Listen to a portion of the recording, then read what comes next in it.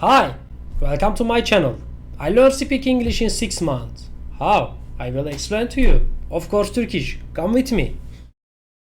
Öncelikle hepinize tekrardan hoş geldiniz demek istiyorum. Videonun bu kısmına Türkçe olarak devam edeceğiz. Videonun başında da söylediğim gibi 6 aylık bir sürede bir turiste konuşabilecek seviyeye nasıl geldim? Hangi uygulamaları kullandım? Hangi yöntemleri kullandım? Bunları tamamen açık bir şekilde artı ve eksileriyle size açıklayacağım arkadaşlar. Şimdi İngilizce öğrenmeye neden karar verdim? Ülkedeki ekonomik durumun kötüye gitmesinden sonra ben de artık dolarla maaş alabileceğim bir işe girmek istiyordum. Yurt dışında çalışmak istiyordum.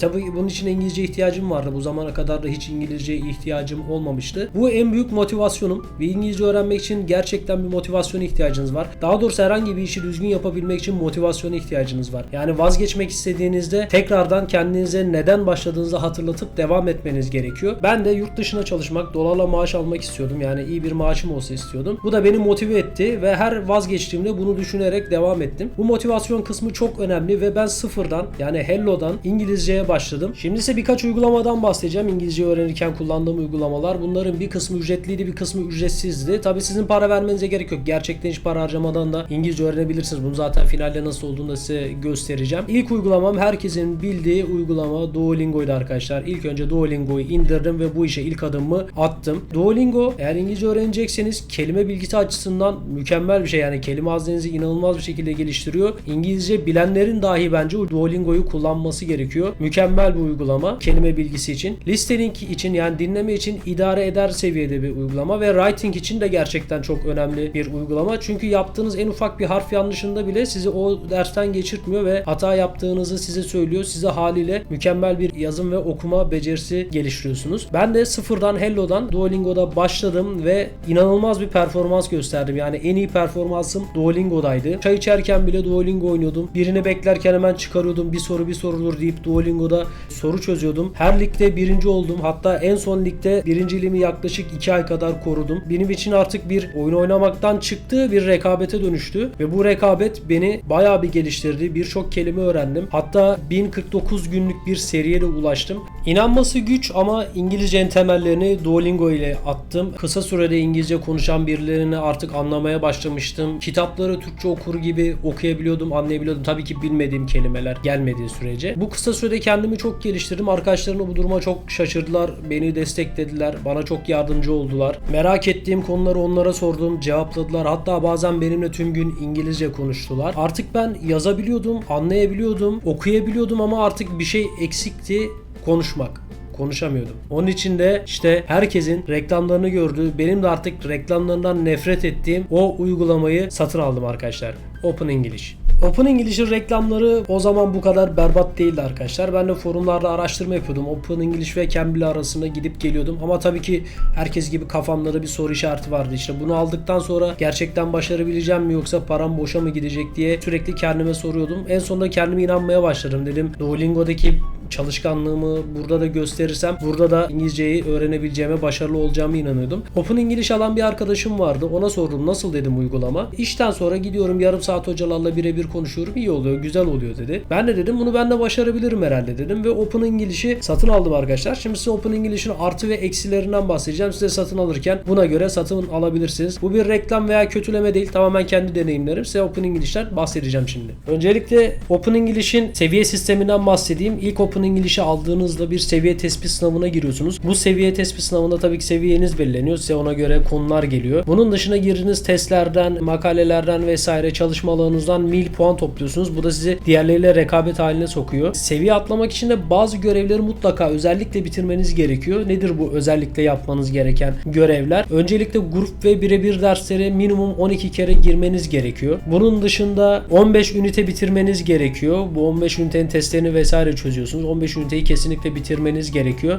Onun dışında alıştırma dediğimiz bir bölüm var. Bu alıştırma dediğimiz bölümde de makaleler, işte ecnebilerin deyimleri, atasözleri veyahut da işte interaktif videolar, haberler, bunlarla zaman geçirmeniz gerekiyor. 7 saat geçirmeniz gerekiyor minimum. Bunların hepsini bitirdikten sonra, bu 3 görevi de yerine getirdikten sonra, yani minimum 12 kez canlı derslere girdikten, 15 ünite bitirdikten ve 7 saat vakit geçirdikten sonra sizi bir sınava sokuyor ve bu sınavda da başarılı olursanız bir üst seviyeye geçiyorsunuz. Uygulamanın arayüzünden bahsetmek gerekirse, arayüzü yani Duolingo'dan buraya geçtiğiniz zaman çok karışık, yani ne yapacağım ben burada diyorsunuz. Her şey karma karışık geliyor size. Zamanla alışıyorsunuz ama yine de arayüzü Duolingo kadar iyi değil arkadaşlar. Sistemi ve grup derslerinden bahsedersek, zaten bu uygulamayı almamızın amacı konuşma pratiğiydi ve sizi bu testlerle, makalelerle, interaktif videolarla sizi bu grup derslerine ve birebir derslere hazırlıyor ve grup derslerinde gizlenebiliyorsunuz arkadaşlar. Yani birden fazla kişiyle bu grup derslerine girip sadece dinleyici olup ortama alışabilirsiniz.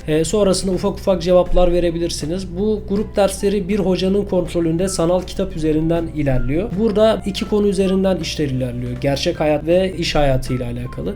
Mesela bir toplantı ile ilgili bir ders olabiliyor veyahut da havalimanında, restoranda nasıl konuşacağınızla ilgili bir ders olabiliyor. Siz bunları ufak ufak katılıp üzerinizdeki heyecanı attıktan sonra bu sefer birebir derslere girebiliyorsunuz. Birebir derslerde de belli konular seçebiliyorsunuz. İşte müzik olur, film olur, kamp olur. Bununla ilgili konular seçebiliyorsunuz ya da tamamen open topic dedikleri, sizin konuşma için de belirleyeceğiniz bir konuyu hocayla konuşabiliyorsunuz. Bu benim yani İngilizce öğrendiğim kısım burasıydı arkadaşlar ve istediğiniz zaman yani yarım saatte bir derslere girebiliyorsunuz ama tabii ki derse giriş saatiniz önemli. Mesela Türkiye saatiyle gece 2'de 3'te girerseniz muhtemelen karşınıza Amerikalı biri gelecek. İşte akşam 6-7'de falan girecekseniz bu sefer karşınıza Afrikalı bir hoca gelecek. Afrikalı hocalarla bazen problem olabiliyor ama diğer Amerikalı, Batılılar gibi ruhsuz değiller. Ben onlarla konuşmayı daha çok seviyordum. Yani bu tamamen size kalmış bir şey ama kesinlikle Open English birebir derslerde, konuşma pratiğinde İngilizceyi size öğretiyor. Ben özellikle üzerimdeki o heyecanı bu birebir derslerle attım arkadaşlar.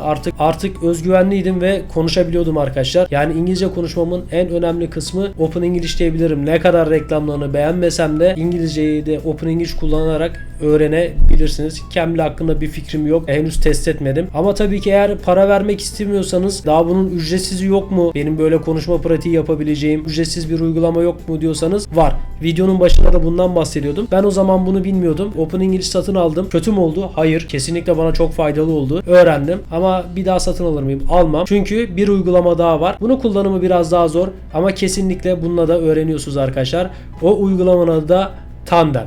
Tandem uygulaması yabancıların içinde bulunduğu bir sosyal medya gibi bir şey arkadaşlar. Tabi burada sosyal medyalık bir durum yok. Sadece konuşuyorsunuz ve pratik yapıyorsunuz. Bunun gibi başka uygulamalar da var ama onlar daha çok böyle dating ve flört uygulamalarına kayıyor. O yüzden bunları tavsiye etmiyorum. Bunların içinde en iyisi Tandem diyebilirim. Daha çok konuşma üzerine kurulu bir uygulama. Bu uygulamanın mantığı şu şekilde. Örnek veriyorum. Fransız bir adam Türkçe öğrenmek istiyor. Siz de Fransızca öğrenmek istiyorsunuz. Bu uygulamada birbirinizi takip ediyorsunuz. O size Fransızca öğretiyor. Siz ona Türkçe öğretiyorsunuz. Bu kadar basit, temeli aslında. Tabii ki biz ne yapıyoruz? Amerikalı biriyle konuşuyoruz. İngilizce öğreniyoruz. Amerikalı biri de bizden Türkçe öğreniyor. Tabii ki bazen sadece İngilizce konuşup sohbet de edebilirsiniz. İlla birbirinize bir şey öğretmenize gerek yok. Bunun dışında dil odaları var arkadaşlar. Her dilin kendi odası var. Mesela Endonezce odasına girip burada hem İngilizce hem Endonezce konuşan insanlarla sohbet edebilirsiniz. Bu odalarda konuşmacılar ve dinleyiciler olarak iki bölüme ayrılmış. Yani girip sadece dinleyebilirsiniz de konuşmaya da dahil olabilirsiniz. Her şey siz istediğiniz gibi ilerliyor arkadaşlar. Bu uygulamada kişilerle mesajlaşabiliyorsunuz. Hatta görüntülü sohbet bile yapabiliyorsunuz. Ben asıl pratiği Open English'ten sonra, yani biraz İngilizce öğrendikten sonra asıl pratiği Tandem'de yaptım. Yani birçok arkadaşla edindim. Bizim 2 sırt çantasıyla balayı videomuzda da bunu görebilirsiniz. Sağ üstte koydum arkadaşlar. Yani birçok arkadaş edindik mesela Endonezya'dan. Gittik onlarla buluştuk. Öğrendiğim İngilizce ile onlarla anlaşabildim ve bu ülkelerde de rahat rahat gezebildim arkadaşlar. Yani İngilizce artık benim için dünyaya açılan bir altın anahtar oldu. Bunu her zaman söylerim. Keşke daha önce öğrenseydim. Siz de yalnızca çalışarak, para harcamadan güzel bir şekilde İngilizce öğrenebilirsiniz arkadaşlar. Yani İngilizce çok zor, öğrenemem gibi bir ümitsizliğe kapılmayın. Ben bile öğrendiysem siz her türlü öğrenirsiniz diye düşünüyorum. Çünkü bende hiç İngilizce yoktu. Direkt Hello'dan başladım. Sadece pratik yaparak, sadece her gün 5 dakikam, 10 dakikam bile olsa girip çalışarak bir şekilde ilerleyerek İngilizce öğrendim. Siz her türlü yaparsınız arkadaşlar. Dediğim gibi İngilizce bence dünyaya açılan altın bir anahtar. İngilizce öğrendiğinizde dünyaya bakışınız değişecek, arkadaşlarınız değişecek. Yani neler neler varmış diyeceksiniz. Keşke daha önce öğrenseydim diyeceksiniz. Mükemmel bir şey İngilizce. Mutlaka öğrenin arkadaşlar. Videoya da like atıp abone olmayı unutmayın. Kendinize iyi bakın. O zaman hadi Allah'a emanet.